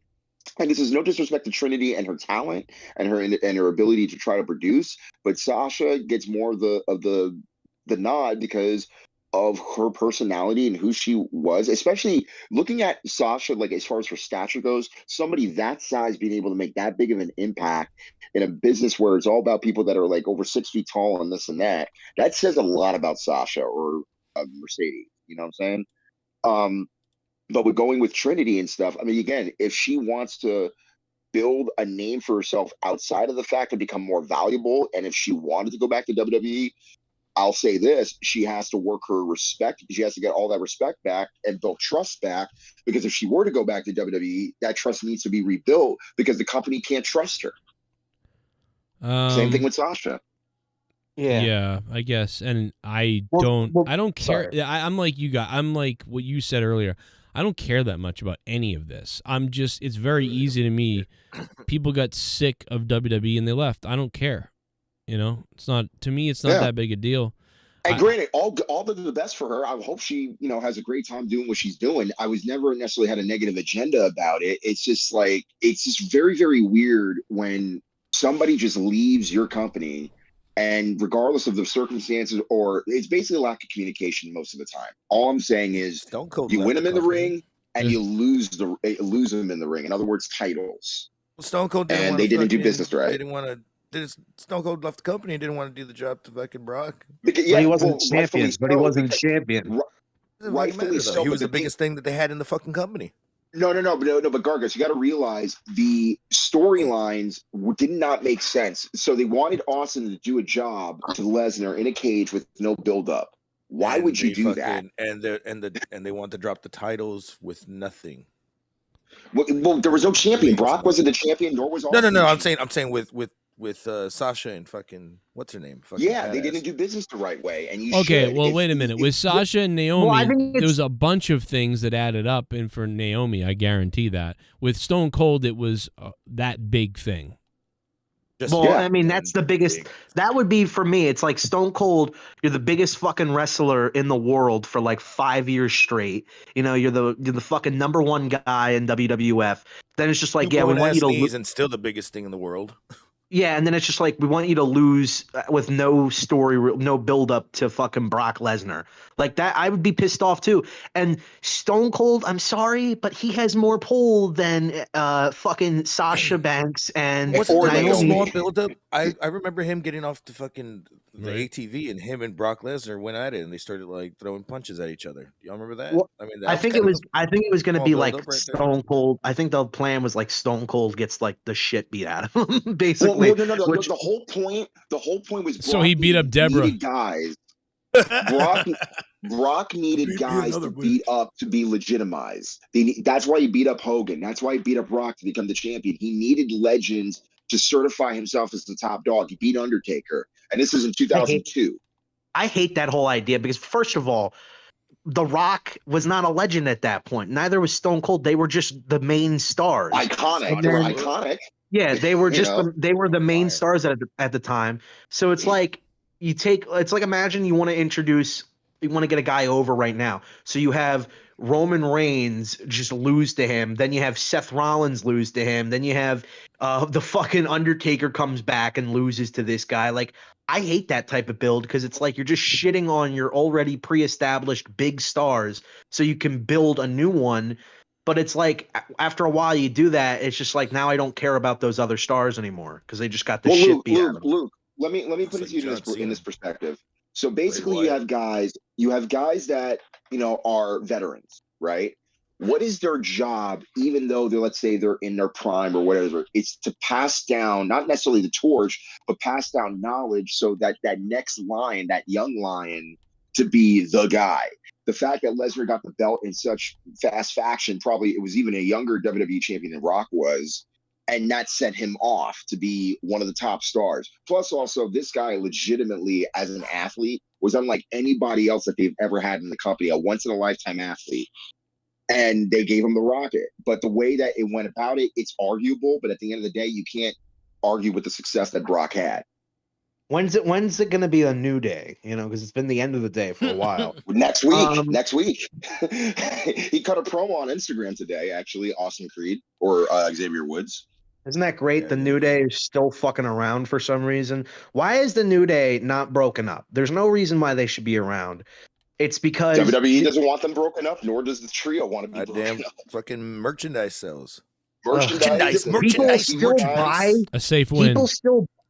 People still buy New Day shirts. Are you fucking kidding me? They've been around for 15 years. It feels like casual fans, video game fans. I guarantee that they probably sell top 10. Sorry. Go ahead, Luke. Go ahead. I can't stand the New Day anymore. I haven't liked them for a while, but now their whole thing is that they get involved with other people's business for no reason and start shitting on LA Knight. And LA Knight doesn't even talk to these guys. And then they're coming out out of nowhere, just poking their fucking nose in his business. And it's like, oh, they're the fucking faces for some reason. Well, remember a year or two ago, Xavier Woods won King of the Ring. Next thing you know, he gets smashed by Roman. He takes the crown. And up until that point, they really hadn't done anything. And next thing you know, they're not even in the tag contention. Dude, it's a business decision, because if you look at it, Big E is a fucking ambassador who goes everywhere, and fucking Xavier has his YouTube channel and this gaming thing that's basically associated with WWE. I get a feeling that they're going to push Xavier for the IC belt, allegedly. Why do you get that feeling? Why do you get that feeling? I have a feeling. Did you see the match that he had with Gunther? They're gonna push Xavier up. They're gonna push before Xavier he hurt up himself. Pussy. Anyway, Xavier. Well, they already had a match with Xavier and Gunther, and it was just a filler match. I don't think Xavier's really gonna be fake. Oh, Xavier! I thought you were saying Big E. I was like, what? No. Okay. Big E. I hope fucking Big E used to have the goddamn Intercontinental title. I hope Big E swallows a whole fucking bottle full of cyanide. Fuck Big E. I don't care. Oh my god! Why do you hate Big E? I don't know. I never liked. Do to you? I never liked his whole I'm eccentric and I smile a lot with food in my mouth. That makes me crazy. Fucking that's his whole character. Fuck Biggie's character. Yeah, the biggest hits that ever existed in the whole universe. Damn. I mean, he's the first one to start being the fucking that's not right, dog. Yeah, I don't know what's wrong with you, you racist dog. Or something like that. I remember the Miz. He was talking to the Miz about how the Miz never had to struggle like Kofi Kingston did. It's dude, the Miz went 10 years between winning WWE titles and has been treated like out of the locker room by Benoit, so I guess that has some merit. And has been treated like a complete jobber. And then Big E was talking to the Miz like he doesn't know because he didn't have to go through the struggle that Kofi did because Kofi's black. It's ugh, can you just shut up? You sound like a fucking jackass. Your dumb fucking dancing gimmick. Whoa, look, he's gonna shake his fucking ass. I can't wait to see that for fucking 10 years straight. Shaking your fucking ass and doing stupid shit with dumb storylines that nobody cares about. Do you have something against twerking, Luke Rojas? Do you have something against twerking? I think it's the gyrating. The gyrating. I have it against it when it's all the fucking group does. It's they've literally the New Day have done one or two important storylines, and the rest of it is just to fill time on Raw. Well, I mean, how many times did they win the tag titles? 11 times, wherever the hell it's been now. I've lost count. 11 good 12 times. The only good rivalry they had is the one against the Usos, and that was it. That was a great rivalry, and FTR too. FTR was good. That was the only. Listen, the New Day. The New Day was great for like 3 to 5 years. They were solid, and they're still pretty good. But that's how good they were. That right now the New Day is just on this background cruise control, and they're still selling tons of merchandise. I think Big E is really likable. I think he does have some things that piss me off, like you just said, Luke. But he is a likable guy usually. They're all still there, but you're right. We're past the we don't even know if point. he's coming back. Yeah, we don't even know if he's coming back to the company because of his neck injury. They said he was cleared. I think the New Day were cool for like a year or two, maybe 3, when they were doing that feud with the Usos. I liked them a lot, but most of their time, even when they were the longest reigning tag team champions, they were never really involved in any real storylines. They were just we need some filler time. Put the New Day out there and have them cut a promo with fucking Elias for 30 minutes, it feels like, and waste people's fucking time. That's all the New Day do now, and that's what they've been doing for pretty much the entire time they've been here. So that's why I don't view them I saw someone put them in like the top 3 factions of all time, and I'm like, why? Why? Because they've been around for a long time. Because apparently Funny doesn't make money, right? I don't really care if it's funny or not. It's just it's not repetitive. that. Like for example, the Dudley Boys, for example, have a lot of comedy shit, but they do. They're one of the greats of all time compared to the New Day. I'm just saying. The New Day is definitely one of the Listen, the New Day is like, it's hard to say. It's like the New Day is one of the longest lasting, most successful groups of all time. They are, but who do you think is better, the Dudley Boys or the New Day? Dudley Boys. Well, remember the difference, because Dudley Boys was a duo and New Day's a trio. Yeah, it's a little different. Okay, how about jack shit, let's be real. Well, Xavier, his whole thing is that he plays a fucking trumpet and he plays video games, and they have to do their forced fucking. By the way, up, down, down, not funny at all. It's not the whole gimmick is. The whole gimmick is see wrestlers play video games, but it's like there's no entertainment value besides seeing wrestlers play video games, because they're not really allowed to be their real selves, because they still have to censor themselves. They're not that entertaining. It's like not that entertaining. It's like, what? It's like a PG That's show. why I don't fucking understand the whole Adam Cole playing Twitch. He needs his Twitch account. Like, who gives a shit? What does he fucking do? He acts more PG on his Twitch account than he does in the show. Yeah, he just goes like, "Hey, what's going on, Chugmaster? Thanks for the bits." Even though I get paid $700,000 a year. This is the one thing that I don't like about when wrestlers go on their Twitch. First and foremost, if you know you're a heel and you're on your Twitch account, like, you not only ruin the gimmick for me, I don't want to see you on my TV, because you're not true to the gimmick. Like a guy like MJF stays true to the gimmick, doesn't do that crap. Do you know what I mean? Like, if you're going to be a baby face and you want to do that, go ahead. But it's like, again, this is another reason why people can't take wrestlers seriously, because kayfabe is dead. Right. Well, because they're more concerned, like, some of them are more concerned about winning the fucking up, down championship than being WWE champion. Well, so and even if they aren't, that it comes off that way. It comes off like they don't really care that much. Yeah, that's why I got so pissed off when we were talking yesterday, and like someone said like, "Oh, Britt Baker doesn't want to even be champion because of the schedule and being busy." It's just like, go kill yourself, seriously. Didn't they say? Did she say that? Remember, that's what you told me. Yeah, but I heard she said that. Yeah, that's just like, doesn't that make you so like that? Just hearing that makes you like so fucking angry. Yeah. At wrestlers. I'd suspend. I'd suspend somebody. I'd be like, go home then. Go home, take a walk. Go home, play video games. go walk the dog.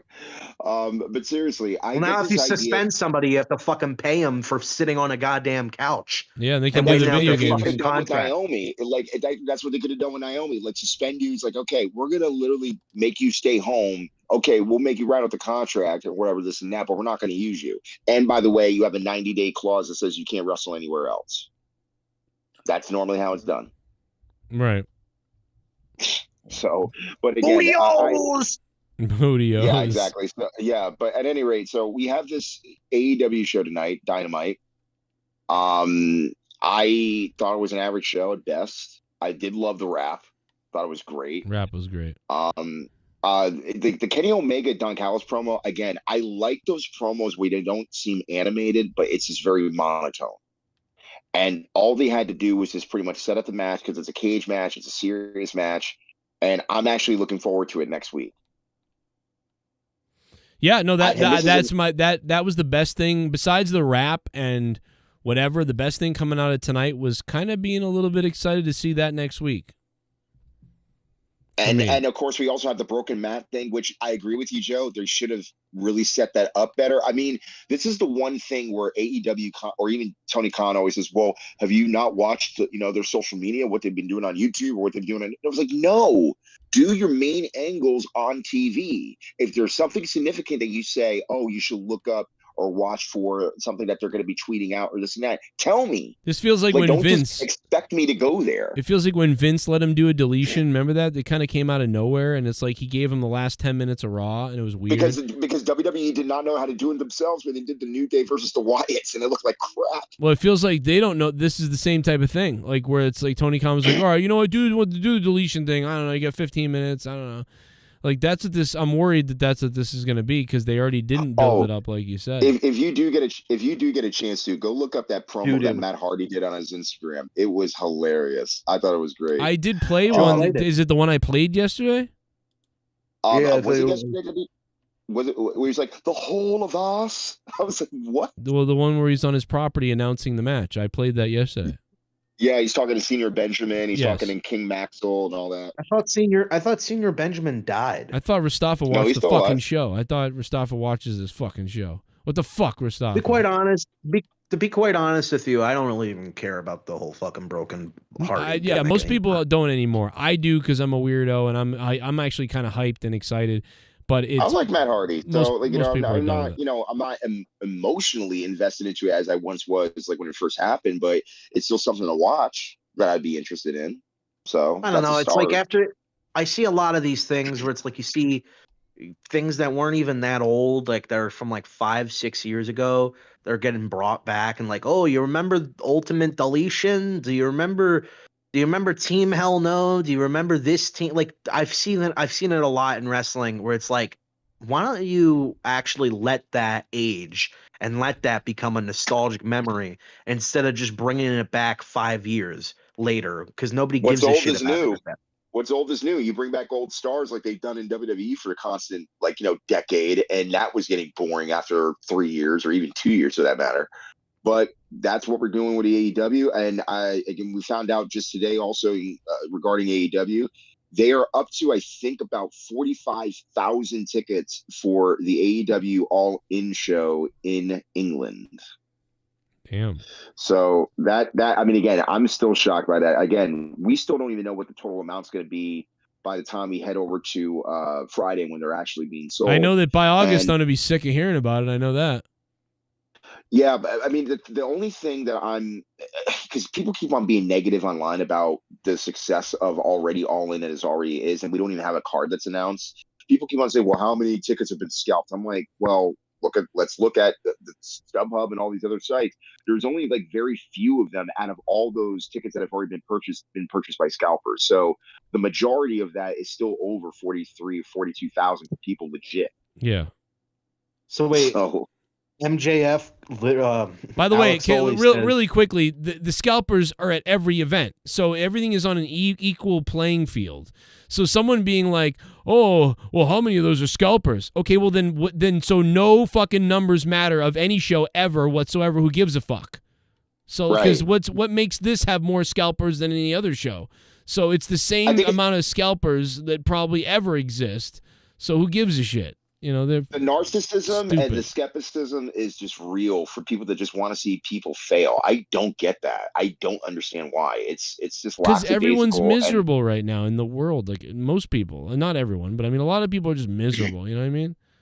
Well, Alex Oli in the chat says Joe sent you an image on Twitter. MJF literally kissed Sammy Guevara or Guevara, whatever the fuck, on the lips. What the fuck are they doing with MJF? I don't know, dude. They got some weird twinkle toes tag team gimmick with him and Guevara. I mean, now they're not going to kiss. Now they're mad at each other. But it was real, like overly sexually, like it was like butt bros or something. And it was like, this is not MJF. What the fuck is going on?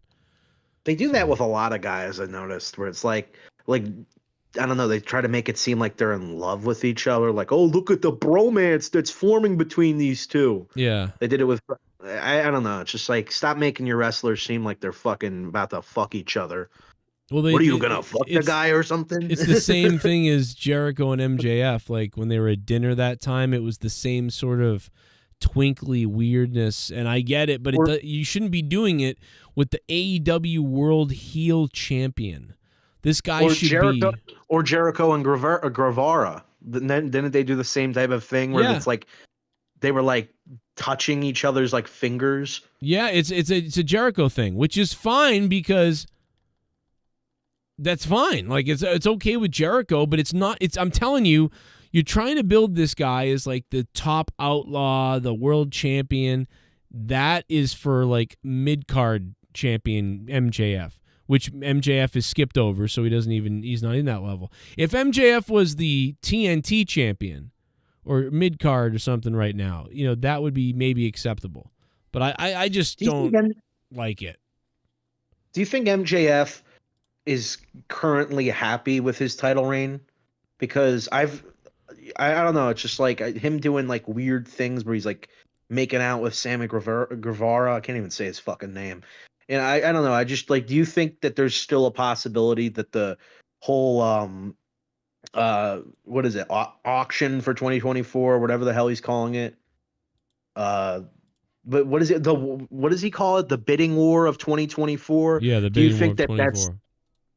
Do you think that's still a work, or do you think that's there's maybe more truth in it than they're letting on? No, I think it's true. Do you really think that?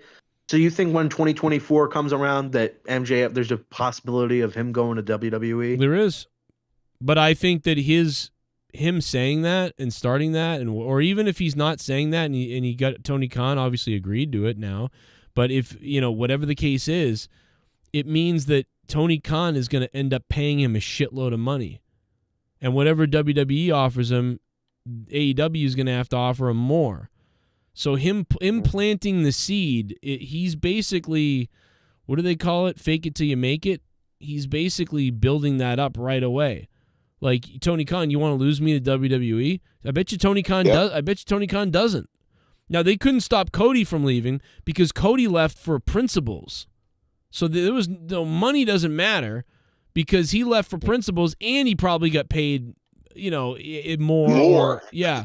So, but it was. But MJF wears a yarmulke, so he don't care about principles. Right. He'd sell his mother for a fucking goddamn dollar. But the point is that if he drives the price up and becomes a $3 or $4 million paid person because he basically threatened to go to WWE and Tony Khan wants to keep him, and if Tony Khan doesn't want to keep him and WWE wants to hire him for $3 million or $1 million or whatever it is.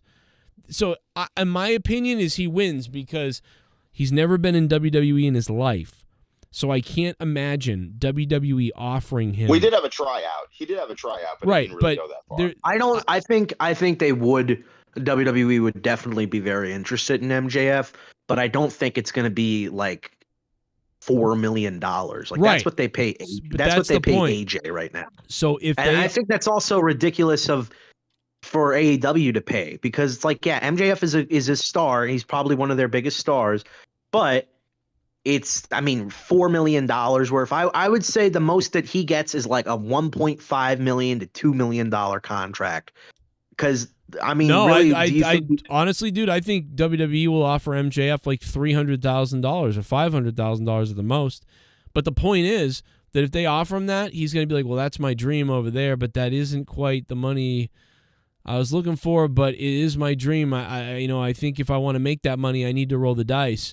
But, I'll tell you what, Tony, if you offered me $2 million, I'd stay here. Boom. That's why it's important. But do you really think like I don't know, like 2 million? So what if AEW doesn't offer him 2 million? Let's say WWE offers him like $1 million at most, and then like MJF is like, oh, I might go with WWE, and AEW is like, okay, we'll give you 1.5. You know what I mean? Like, do you really? Then I don't know. Like, he'll probably negotiate for 2 years instead of 4 or 5 or something, and he'll say, okay, I'll do that for 2 years. All I don't know. Let's go over every possible fucking. No, I mean it's just like you got to think from MJF. Like he's really got the ball in his court here, and my goal if I was MJF would be to make the most money I could because you never know when this comes around. Absolutely. So I'd be like, listen, he may make a deal where he goes, all right, give me 5 years and $5 million, so it's $1 million a year. So I need $5 million. So that's and it makes sense because wouldn't be paid as much as Jericho or Moxley, but he's the number one, guy in the company for a long time. He's one of the top homegrown talents, so-called. And so his value is very much up there. Other people made their value because of stuff they did in the past. That's understandable. But as far as homegrown talent, he'll be the highest paid homegrown talent in the company. And I think he'd be happy with that. I think he would not feel insulted. If MJF and Moxley and a couple other people are making more money than him because of their careers, that's understandable. Jericho, yeah. Yeah, like you get that. You're like, okay, I get that. But I'm the highest paid, guy who's never been in the WWE and all that before. So he probably think, okay, this sounds fair. But if not, he might think, well, I can go become a star in WWE and make even more millions. Well, I feel like it would be a challenge for him in WWE because he won't be allowed to say a lot of the stuff that he's able to say in AEW. He could be EC3. But also he won't be. Well, he also won't be able to rely on the stupid, cheap shit that they do in AEW, where it's like, and we're gonna talk about other things. We're going to break the fourth wall and talk about other companies and Triple H, my hero. And it's just like, sometimes I hear an MJF promo and I get really like just annoyed by it. Cause I'm like, is this what people think? Cause then I see in the comments, pipe bomb of the year, one of the best promos I've ever heard.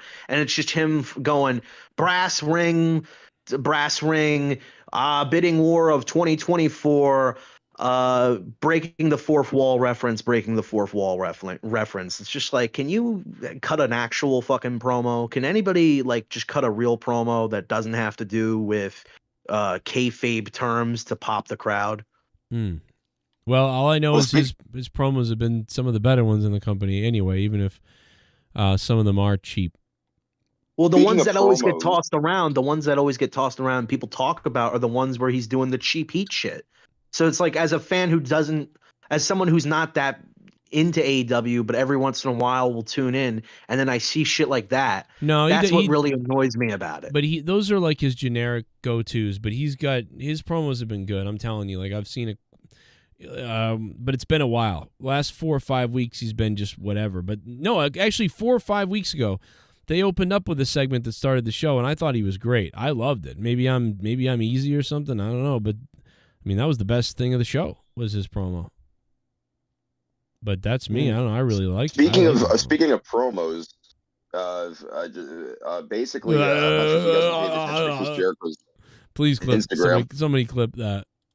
Somebody clip whatever just happened to Rostava's brain. That was amazing. You stuttered like crazy. Up with the segment that started the show, and it sounded amazing. Like you were like, ready? Listen to this. I mean, that was the best thing of the show. Was this promo? This is great. But that's me. I don't know. I really like it. This might be one of the best like brain like delays I've ever heard. Listen to this. Speaking of promos, basically,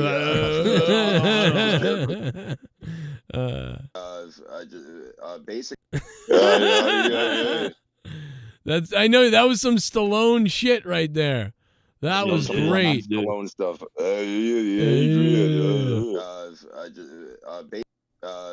Yo, look at him, man. Like, have you ever heard? Have you ever heard a brain attempting to start and then start? Because that's what you heard there. Like, it was like trying to start, and then it was like, okay. Basically, yeah. Wow. That was All right, great. we're done. Okay. Yeah, we're done. So Jericho was on social media earlier today, and not that anybody really cares about the Rock and Roll Hall of Fame. At times, I really don't.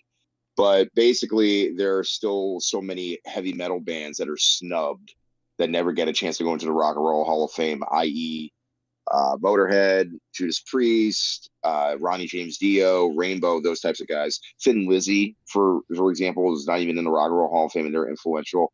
Joe Cocker, not in the Rock and Roll Hall of Fame. Dave Matthews Band. So basically, Jericho just like rants all over social media and basically calls it the Rock and Roll Hall of Shame and all that other stuff. I mean, what are your thoughts on the idea of the fact that we still don't have decent bands that have been influential that are not in the Hall of Fame? It's just like like the WWE Hall of Fame. It's a big gimmick, and you're lucky if you get in. Plus, also, you get a little bit of pay, which is really not that much. Plus, also, the Rock and Roll Hall of Fame charges extra guests if you want to bring them. They charge them like $10,000 extra, besides one guest that you can bring. Jesus. I mean, I don't. Yeah. Obviously, these bands, there are so many bands that should be in the Hall of Fame, but it's just a big fucking gimmick, as far as I'm concerned, anyway. But yeah, and that's what Jericho was calling out. I don't need a fucking Hall of Fame title, really, to cement any of these bands for me. But it is nice when someone gets acknowledged for stuff. But yeah, I mean, what are you gonna do? These things are all rigged anyway for weird shit. And from the Academy Awards to various other different now you, in order for your movie to qualify for an award, you have to have so many diverse people and sexually diverse people in the show. Or you just have to make a movie that sucks off Hollywood. That's what it is. Yeah, that's what you cannot. You won't get an Emmy or Best Picture nomination if you don't have a certain quota of minority different people. You know what I mean? Which will be funny in about 15 years when white people are not the majority anymore. So then they'll have to put more white people in. But it's funny. I heard that the new Black Panther apparently won Oscars, like won Academy Nominations. Yes. Oh, it was okay. It was nominated. I'm just saying, don't you think out of the Marvel movies that it would be like Infinity War or Endgame or even the first Avengers? But no, it's Black Panther, which, by the way, and it was the first Black Panther that also got nominated as well. And do you really think that those movies deserve to have nominations over the biggest superhero movies of all time? Wait. Well, the reason why they were big superhero movies was because you had all the superheroes in them. I mean, it was based on their own merit. No, that doesn't matter. You can have all the superheroes in it. It can be a piece of shit. Those movies were really good. I thought Black Panther was at least a 7 out of 10. But I thought the Infinity War, those part 1 and 2, those were like, 8s and maybe like 8s, 8, 5, 8 for both of them. And they were better than Black Panther. Again, I still would have, I would have nominated all of them, but, as far as that goes. But then I also argue that there are other films that are not like those types of blockbusters that are just normal movies that definitely still have an impact. Well, those action blockbusters don't usually get nominated. No, exactly, because it's all special effects and this and that. And again, some people argue that it detracts from the story, but it's a superhero film. It's a part of the story, but that's the argument that most directors and producers and writers have, because the big budget films are usually the ones that get the most attention on them, and not the other films that don't have those types of themes. Bro, did you hear that the Writers Guild fucking on strike? Yes, I did hear that. They're all on strike. WWE is not a part of that, which I was told actually from a friend of mine earlier today, because he's actually in the Writers Guild foundation or whatever, and he was telling me so because he's also a bit of a wrestling fan, not much as me, but he basically says, oh yeah, by the way, WWE's not a part of this. And then pretty later sure it's Writers. anyway. I think it's Writers Guild of America. Yeah, all the Star Trek people are on strike, but no, they're all the woke people. They're all on strike. But yeah, Marvel's I mean, they go. The big argument is, what people don't know is like, when you're creating a series, or you're creating a show, or you're creating a movie, or you're doing things like that, they spend hours and hours writing ideas, writing synopsis, writing whatever, and they constantly are submitting and writing and doing all this sort of thing. And basically what happens is they're not really paid for that much at all, or not at all. Not at all. And, Barely at all. Not at all. And so, like, a lot of the work they do to get the show going is for nothing. So, like, they get paid nothing for that, even though they're working Or even with animation. a company. Even animation, too. Like the story guys for Family Guy and The Simpsons, they barely get anything at all. Yeah. You ever seen The Simpsons make fun of it? They have a bunch of monkeys in the room and they're typing on a Right. typewriter. Mm-hmm. Right. Yeah, like writers, dude. Like if you have a crew of 12 writers, you get a crew of 12 writers. There's 20 episodes of a show, and all 12 writers, you divide all the episodes up, and there's the main guy who's in charge of the whole thing. So the guy in charge of the whole thing, the showrunner or the head writer or something, he might get a couple $100,000, $300,000, whatever he gets. But those other writers are making $40,000 to $80,000 maybe. So if you spent 7 months on a show, or 3 to 4 to 5 months on a show, and you don't get paid for the first month, and then you get paid for the next 6 months, and it's the equivalent of like $50,000 or whatever, then you got to find another. So it's like, and you're making a show that's worth like millions of dollars. Like the actors are getting paid a lot of money. Everybody else above you is getting paid all this money, but you literally wrote the words and drafted the ideas and all these other things. So they're just sort of like, hey, we feel like kind of out of alignment here. Like, you know what I mean? It's a little weird, that everybody else is fucking making over $150,000, and I could work all year and make $60,000-$70,000, and I write for Hollywood. It's kind of weird to them. It's a good job for all of us.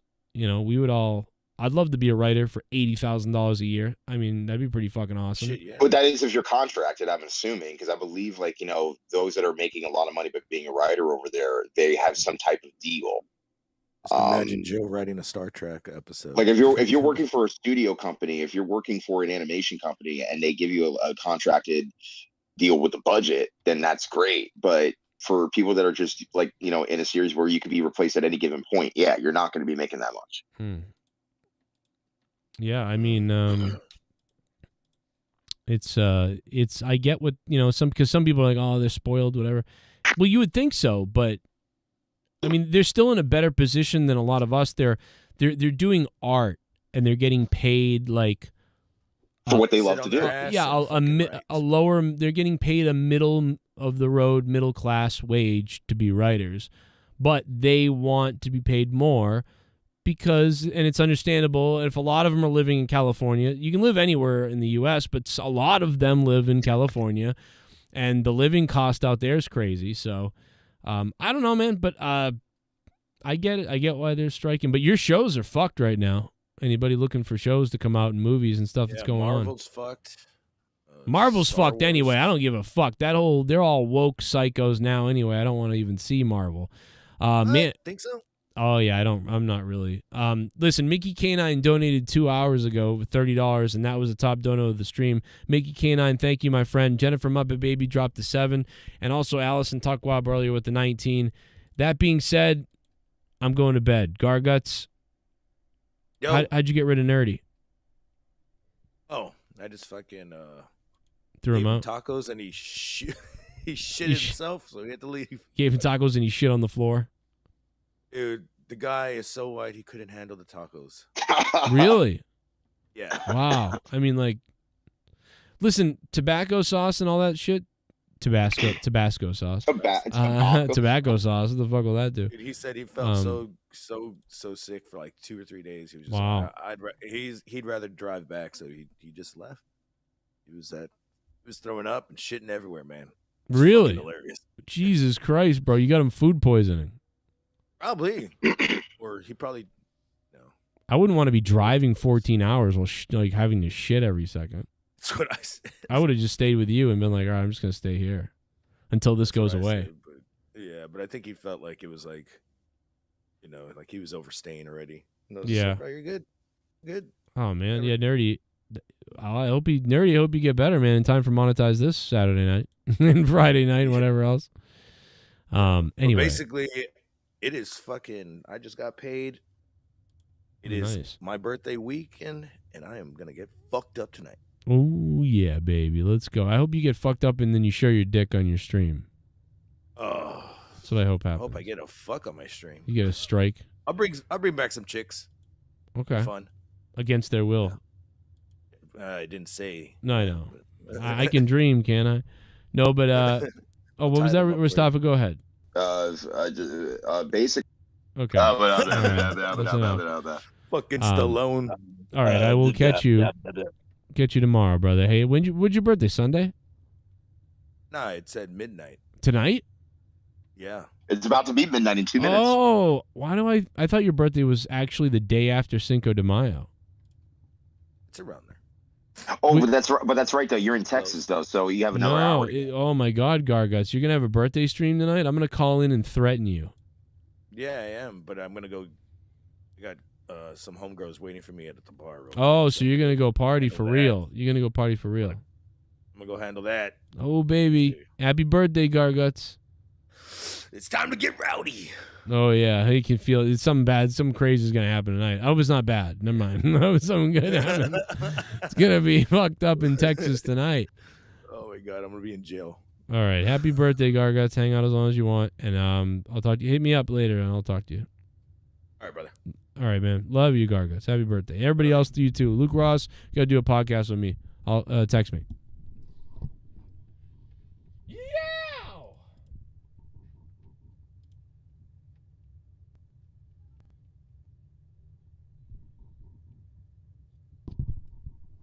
I'll catch you guys, what's today? Wednesday? Yeah, I'll catch you guys probably Friday for that AEW broken whatever the fuck it is. And I'm too tired to... I'm now too tired for PUBG. So I'll have to do another day. But I did upload me playing PUBG earlier today for the first time in a while and had a blast. Joe, if you're listening, Thank you, Cynical. Good night, brothers. He looks like one of those guys from Long Island that wants to be a white rapper, but he's 30-something years old, lives in his parents' basement with the droopy cap and the whatever, but he thinks he's Howard Stern, and he's got a cool way of talking in the microphone, and he's a shock jock or whatever, and somehow or another he accumulates followers on Twitter. It's fucking pathetic. So please, nobody listen to anything involving a guy named Joe Cronin because it's just so fucking sad.